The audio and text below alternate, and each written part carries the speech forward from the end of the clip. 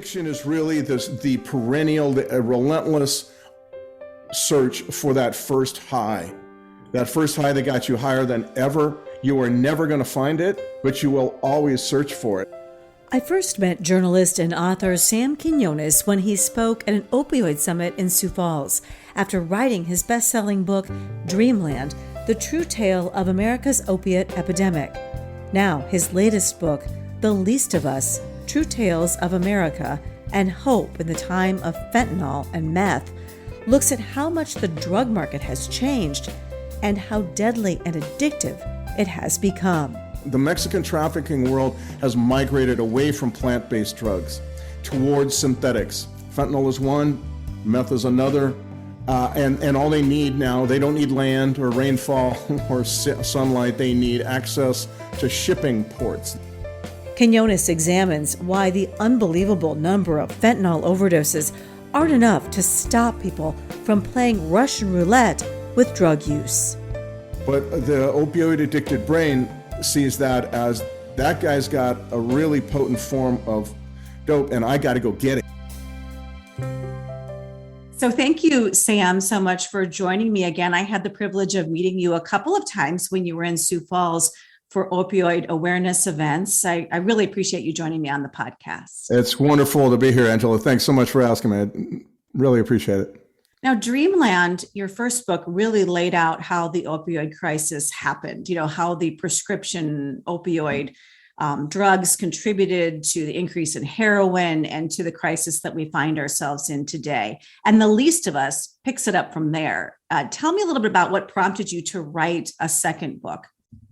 Well, initially, I didn't really want to. First of all, I was exhausted after Dreamland. It was an enormous amount of work, weaving those stories together with many stories in the book, and they all kind of were connected. And they were so initially, I didn't want to, or I was exhausted. But also, I was thinking kind of old school at the time, and I thought this book tells the Dreamland tells the story of the overprescribing of pain pills that led a lot of people to grow dependent and then have to find it on the street when they lose their insurance or whatever, and then they become addicted, and also then they graduate to heroin.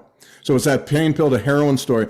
I just didn't understand what was worse than heroin. What could be worse than heroin? I've been a reporter for a long time, never had heard of fentanyl really. I knew the story was a big one. I knew it was about who we are as Americans, what we had become as a country, this whole opioid epidemic. It was about how we had kind of shredded community in a lot of ways in this country. And it was also kind of a reflection of how we had, we looked for magic answers. What's the answer to all pain? Well, one pill for every human being, So I could see that the story was very, very big, and it really fascinated me for that as well. But I just couldn't imagine what came after heroin. And then, of course, what happened was after I got into Dreamland, after Dreamland came out, I began to get all these invitations to come speak, which is where we met, and I began to see that actually the next phase was fentanyl and then synthetic drugs in general. Because fentanyl is such a huge problem. And I preach this all the time, that it's also in everything. Like, we as a society cannot afford to look at drug use as experimentation or a rite of passage, because dealers are putting it in every drug out there. Yes. And I would say, as I said in The Least of Us, the next book, that we have reached the end of the idea of recreational drug use. There's no such thing. It's all a Russian roulette game now. Very deadly, very scary, and you don't know what is in what. And a lot of this has to do, I think, this is kind of one of the points of The Least of Us, at least the drug side of that book. This has to do with the fact that because the Mexican trafficking world has migrated away from plant-based drugs towards synthetics. Fentanyl is one, meth is another, and all they need now, they don't need land or rainfall or sunlight, they need access to shipping ports. That's all. And they have 2 shipping ports on the western side of Mexico, near where the drug producing regions are. And they can get, container loads, just endless container loads of chemicals, from the world chemical market. The supply of that stuff, the amount of supply that they are able to make is what is changing drug use in America. So that is why, for the first time, you're seeing drug dealers and drug traffickers mix stuff together. It never happened before. The stuff was too difficult to come by. There wasn't enough of it. But now fentanyl is as common, almost like in the drug world anyway. It feels like almost like salt. You just put it on food. They just put it in all kinds of stuff. The reason they do that, I think, is because they see it's so cheap, and they're able to create now new customers when they do that. If you put fentanyl into cocaine, that occasional cocaine buyer, which is typical, they don't buy every few days, will become an opioid addict and then have to buy your product every single day. It's an amazing transformation, but it is made possible by the synthetic drug phenomenon, being able to get these chemicals in unlimited quantities from the world, and then that creates the stunning, really staggering supply that we're seeing today. It's my understanding that China, while they cracked down on actual fentanyl being shipped out of the country, anybody can really still get the raw ingredients, even online from China. Is that what's happening? Mexico is getting the raw ingredients from countries such as China and then manufacturing it there and then shipping it. And how does it get to the U.S.? Yes, Mexico, the traffickers in Mexico have learned to make fentanyl. They didn't really know that very well when China was the main player in fentanyl supply, which was, 2014, 15, 16, right? In 2019, government there cracked down. And now, yes, those companies are mainly selling ingredients. There's a big customer of theirs is Mexico, but Mexico can also, through those ports, get, the world chemical market is vast, and they can get these chemicals from any place they want now, and it doesn't matter. It doesn't have to be China. The drugs that are now coming up from Mexico are getting here mainly in trucks and cars that cross the border. Most of them legally, carrying other legal products in the walls of trucks and it just, hidden away in whatever it happens to be. There's this idea that somehow they must be like carrying it on the backs across in some remote canyon or something. That doesn't make any sense at all. No, we have free trade with Mexico, and there are, millions every year of cars back and forth all across this border of our 2,000-mile border with Mexico and the United States. And it's there that those border crossings, San Diego, Tijuana, Juarez, El Paso, Matamoros, Brownsville, whatever, it's mostly coming through there. You mentioned the analogy to salt earlier, and I think it's funny you mentioned that because I often talk about how it takes what's equivalent to 4 grains of salt of fentanyl to kill someone. And so often the question that I get, and I've actually asked the Drug Enforcement Agency about this, is why do these dealers want to kill their customers? Well, they don't probably want to kill their customers. They probably don't think all that much about it, though. There are a couple of good business reasons, good in quotations, for why you might, as a dealer or a trafficker, might want to add fentanyl to whatever it is you're selling. As I said earlier, the main one I think for cocaine and methamphetamine is that you want to boost the potency of your drug, the bump of your drug, but also then they have learned that you can create a regular daily customer out of someone who used to buy occasionally. By just getting them addicted to fentanyl. Once they begin to feel that dope sickness, they have to have it every single day. And so it's a business expansion move, makes a lot of sense.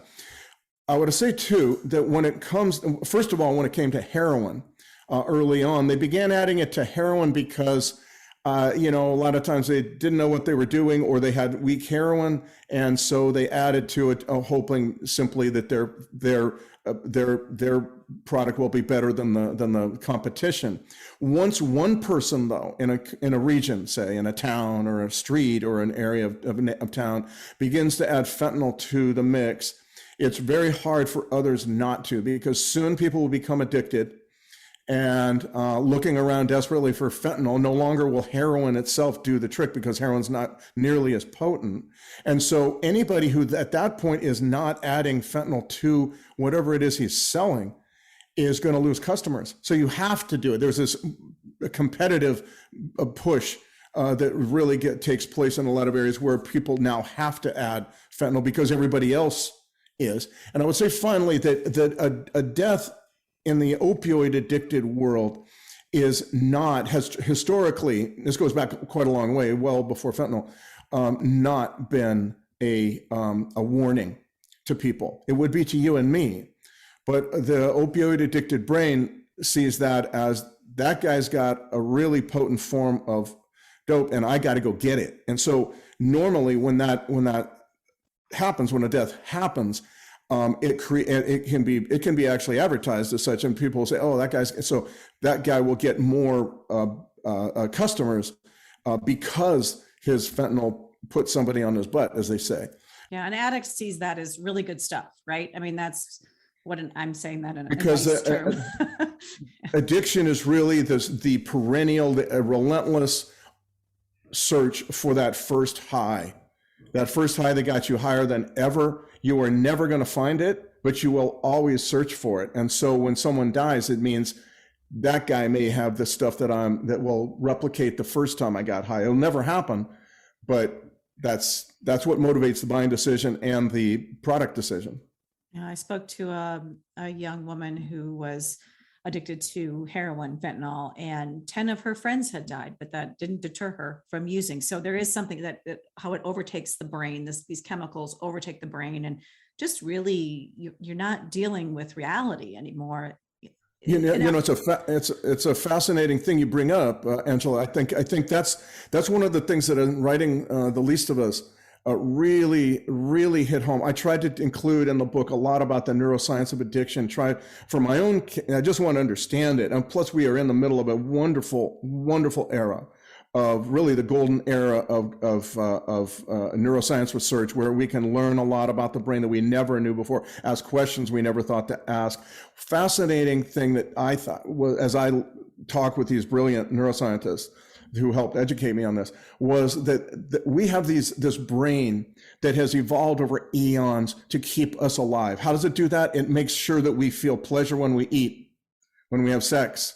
We feel really good when we're in community, because those folks who were trying to off on their own got eaten. They died very, very quickly. It's community was an essential part of this, and then also our brains evolved to warn us immediately when danger was present. But drugs of abuse thwart all of that. It's a remarkable hijacking. I tend to like to think of it as a hijacking, where you have the brain just saying, "Oh, now what we most need is more dope." And our life is threatened when we don't have more dope. And so the body isn't warned, even as it gradually approaches overdose. We want to be alone instead of in community. That's a common tendency in addiction, to be always alone. That's why I say in addiction recovery, they always say, don't isolate, and so all of these things are not only are they suppressed, but they are diverted. Think of it very much like those planes on 9/11 that left Boston for San Francisco and LA, and then along the way the hijackers take it over. Those are planes heading initially off for something very healthy, to bring people together, to bring loved ones together, business meetings, create all kinds of positive. The dope takes over in the form of these hijackers. They They divert the planes back to what is within an hour or so, the death of everybody involved. Of course, drugs don't kill that quickly, but you can kind of understand, I think, that metaphor, I think, actually works. That analogy works for what is going on with the brain. It turns us around and turns us in another direction that will lead eventually to our death, or doesn't mind leading us to our death. And I think that's what's going on in the brain. It's a fascinating idea that I kind of came onto talking with these brilliant neuroscientists. I love that analogy. I often talk when I speak to students and other groups about the hijacker. I have a little video I show how it overtakes the brain. I also use the analogy of a plane crash because we have like 494 people dying every day from addiction related deaths. So substances like fentanyl and meth, and also alcohol. That's like a full jetliner crashing every single day. And it just seems like this country needs to wake up. I just don't understand why we're not doing more. I mean, personally, obviously, having lost my daughter, I am very passionate about trying to save lives. And I've realized I'm in my little corner of the world. I can only do so much. But I just wish on a bigger scale, we would do more to stop this. I would say a couple of things to that. And again, I've followed your stuff for a while, and I think that kind of stuff is what you're doing is so important. I think to your first point, that it seems to me that we do get narcotized, by the same thing happening over and over every day. It just becomes, it's almost like human nature. Schoolyard shootings or mass shootings, we're now narcotized to those. We don't feel them the way we used to.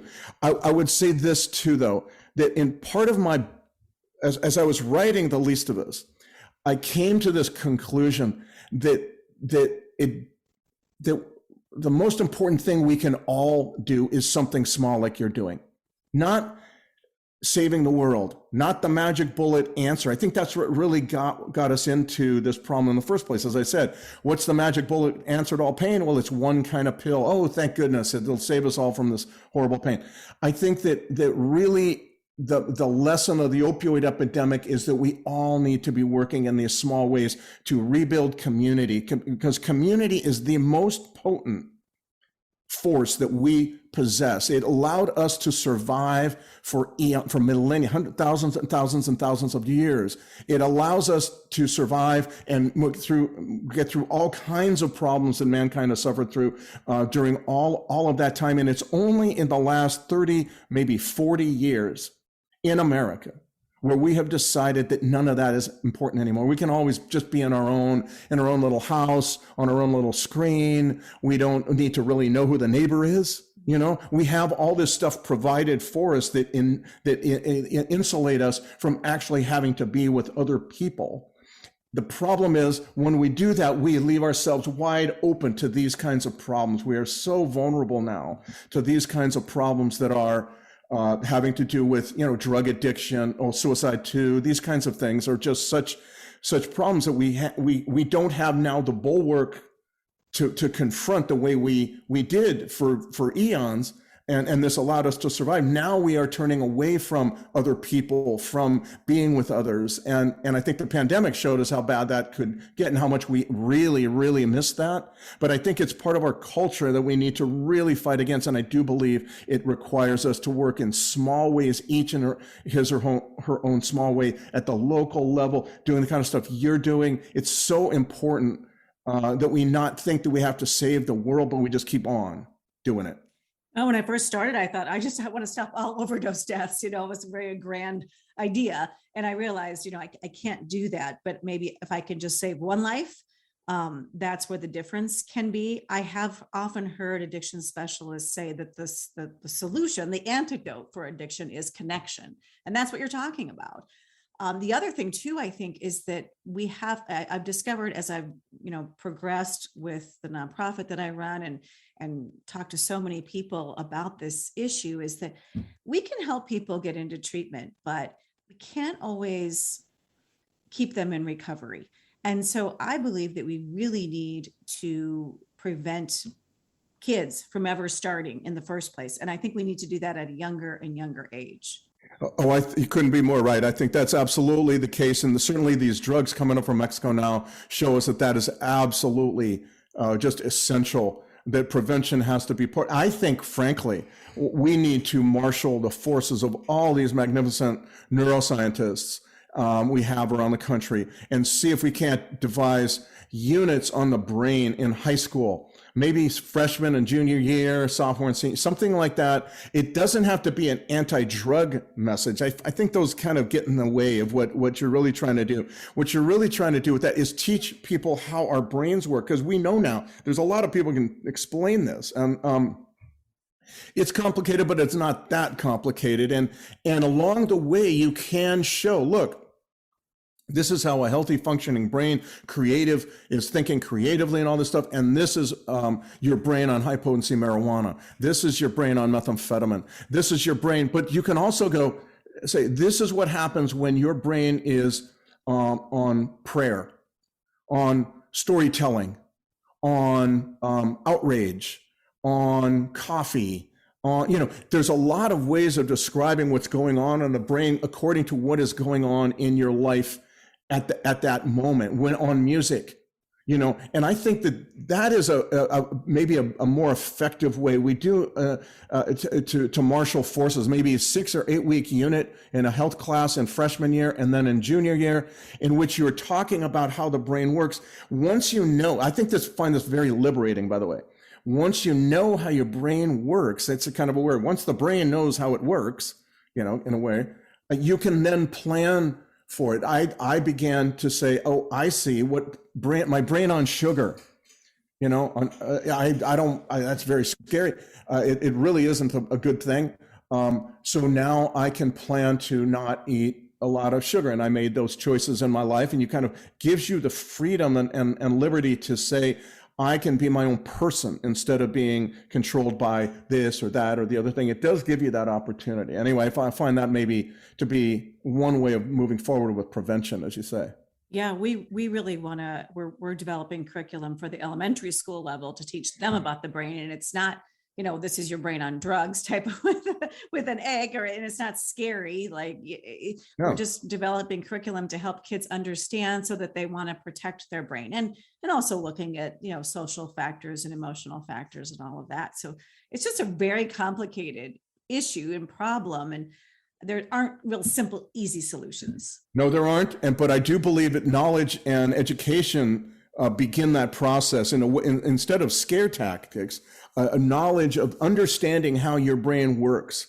What's right here in your brain, and how does that work? Well, if you go inside from your brain above your ear, what is there, different places in the brain. And that's why I included a lot of it in The Least of Us. I thought, first of all, it's just fascinating, but also that once we understand how they work, how our brains work, it can provide us with more room for action and freedom and being, an independent person instead of enslaved to certain things like social media too, sugar, shopping, pornography, video games, as well as methamphetamine, heroin, and all the rest.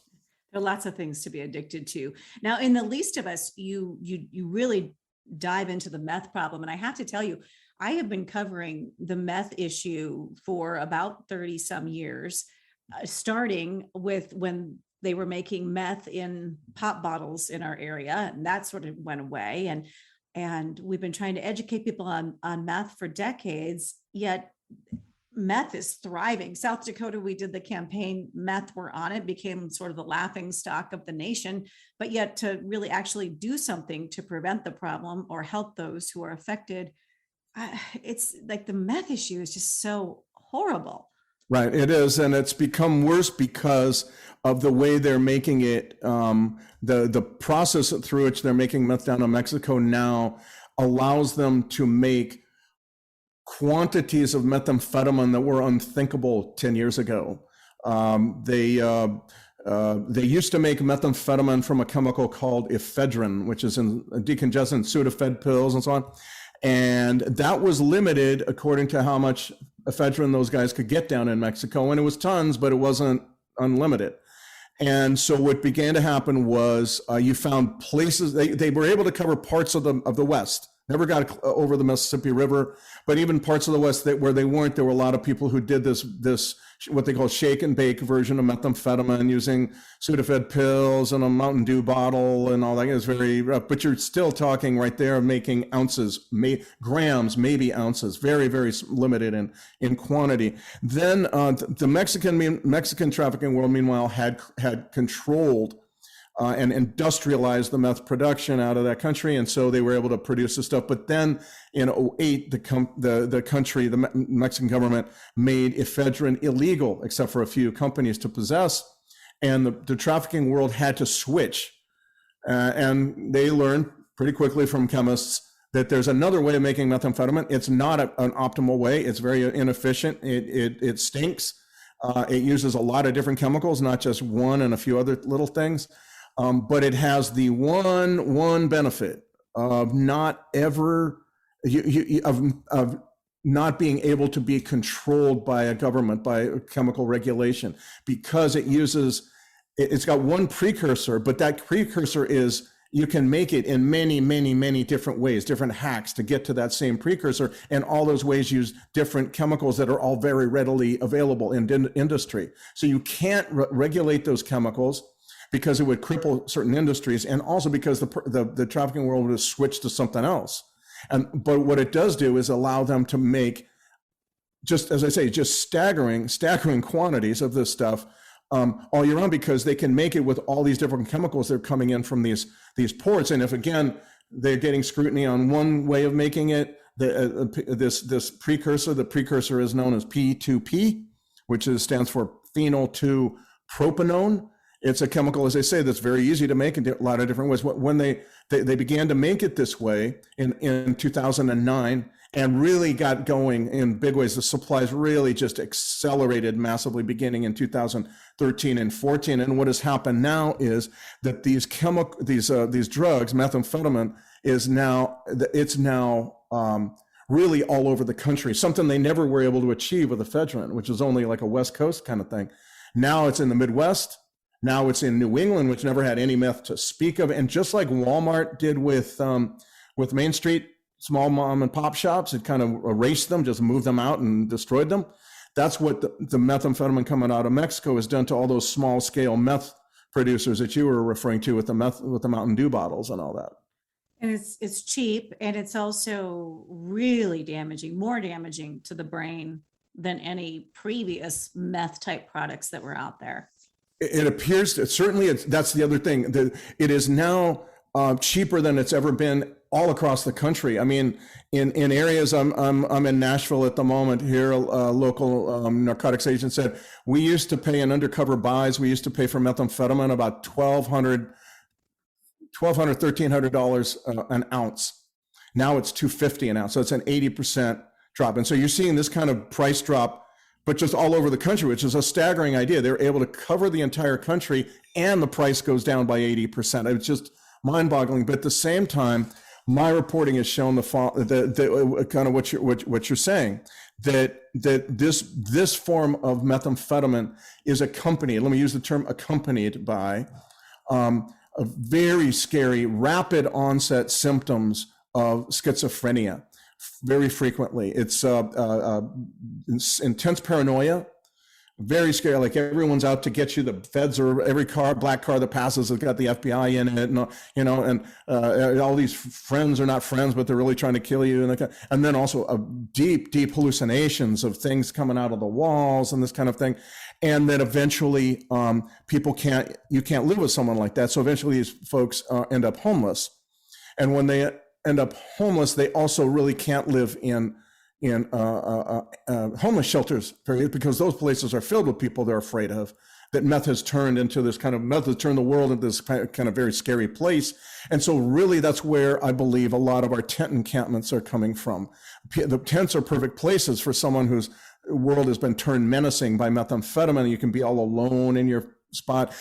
Unlike the ephedrine meth, which was a party drug, people drug. You were up and always wanted to be around people jabbering away the whole time. This stuff is a lot more, it turns people very inward. And then of course you you have this stuff of bugs all over you, and kind of this kind of stuff. It is, however, strangely enough, intensely addictive, and very difficult to drop. And once people do get off of it, it's like it takes a long time to recover from it. So it's not like being off dope, being off heroin 2-3 weeks. You kind of begin to understand your freedom again.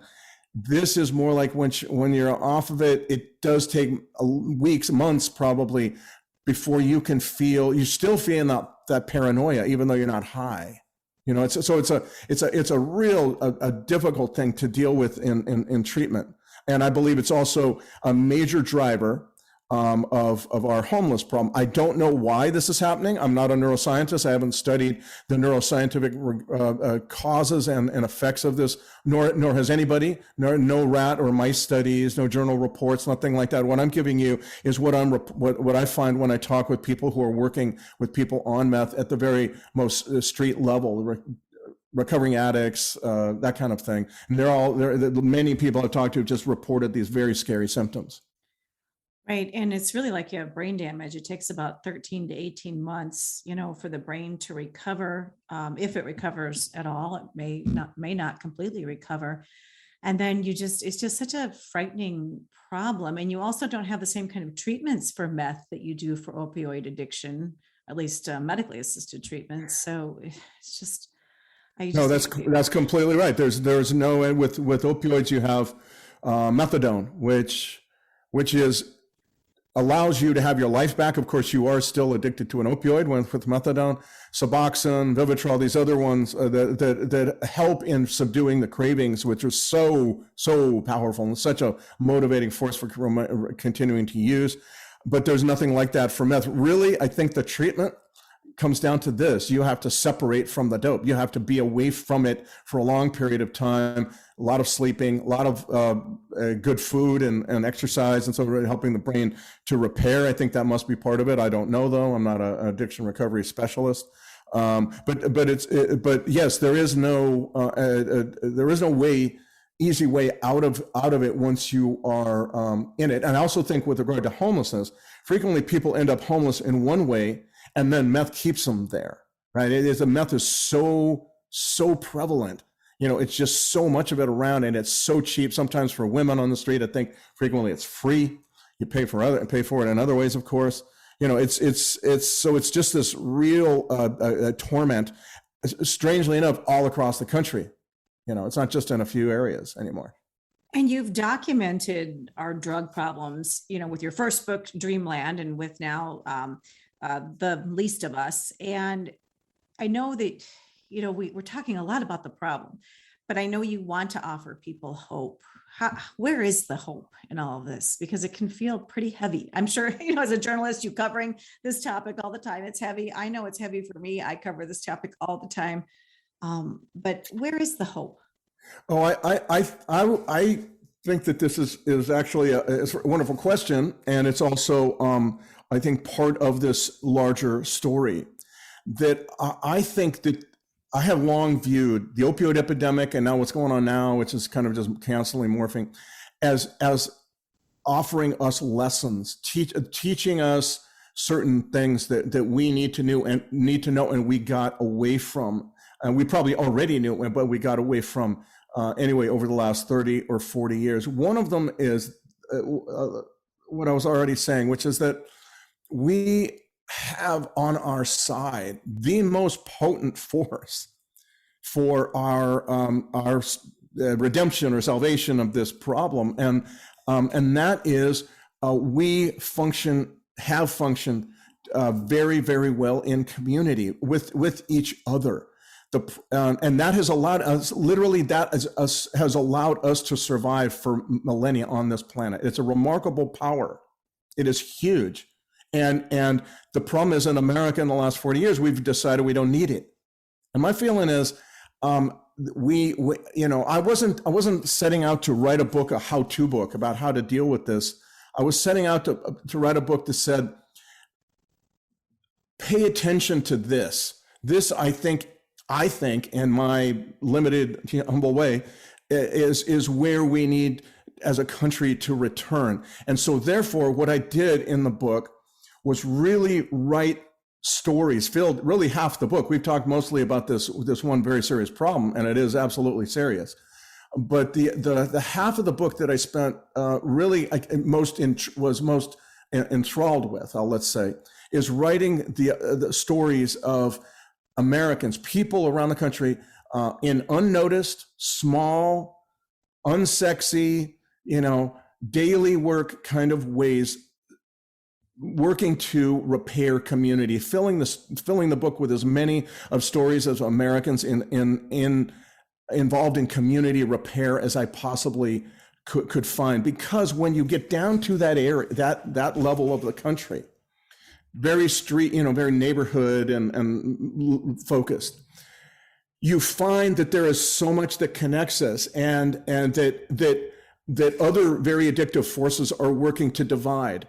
So Twitter and Facebook and Instagram and cable news and talk radio and all that, it is preying on that stuff. They have figured out, the same way that any dope dealer has figured out, that when I give them a lot of dope, that they will keep coming back for it. And there's all these ways of manipulating their brains. All of that is how we are being manipulated in America by all those news sites and Twitter and cable TV news and all of that stuff. But they are, along with many other forces in this country, working to isolate us. Pornographers do the same. Gambling casinos do the same. Social media does the same. They really want us to be kind of all alone, constantly, and so. To me, it feels like this is really the thing that I wanted people to understand most, that we have in ourselves the most powerful force for combating this. We just have not used that muscle for a long time, and it's withered, and we need to rebuild it. I love that sentiment. Tell me, one thing, I really love the title of your book, The Least of Us, because one of the things that I have really been battling is the stigma that's surrounding addiction, and the idea that it's a moral failing or a character flaw, or we look, it's those homeless people, or, however people in society view this. But we do have to take care of the least of us. We have to. Yes. And I think that's another part of this thing that I dealt with in the other half of the book, that it really is to say, we are only as strong as the most vulnerable. We are only as strong as the least of us. Really, as I was reading, I'm not a Christian, but as I was writing the book, I was reading the Bible, and I read book of Matthew, in which he says, "That what you do for the least of my brethren," Jesus says to his disciples, what you do for the least of my brethren, you do for me. And it hit me because I was dealing with a lot of these stories on this bigger issue of, what is our defense? What do we do? Well, it seems to me that he was outlining the very most basic defense that we have in all things, but certainly when it comes to drug addiction, a very isolating thing, a thing that allows us to think there's somebody else, it's not me. Neuroscience is showing us we all have the brain chemistry. Every single one of us, and we have all been addicted to something. I was addicted to nicotine smoking for 13 years. I quit 9 times. I relapsed and relapsed and relapsed. How many of your listeners are in the same boat? I suspect quite a few. Even though I knew it was killing me, I knew all the data. I knew it was going to cause lung cancer, and I kept smoking. Why? Because our brains have been hijacked, as I was saying earlier, and so. What we need to understand, it seemed to me as I was writing the book, is that we can't look at other people that way. We have to look them. We are all the addict eating from the trash. Okay. We're all that grocery store clerk who may or may not have health insurance, who has to decide whether or not to come to work in the middle of COVID. We're all that meatpacking worker who all of a sudden we discovered is actually an essential worker. We are him as well. And it seems to me, what is our defense and against all these forces that are so powerful and arrayed against us? To me, we have it. We've had it all along. We just have withered it. We haven't really paid attention to it in many, many, many ways that we could go on for another hour talking about. But to me, that was the essential idea that I wanted people to think. Not to say that you're going to read my book and say, oh, here's the 10 bullet points for what your county needs to do. No, I think that when we begin to find ways, the low-tech, small ways of moving together, that we find the solutions come to us much more easily. And that's why I told a lot of the stories that fill up half the book. Well, thank you so much for telling those stories. Not a lot of people are doing that out there. And I really appreciate both books that you've written, and for your time today as well. So thank you so much, Sam, for joining me. Anytime, Angela. It's been a real pleasure. Thank you for asking. Thank you for joining me for Grieving Out Loud. If you're enjoying this podcast, please consider leaving a positive review. You can hear more episodes and read my blog on our website, emilyshope.foundation. Wishing you faith, hope, and courage.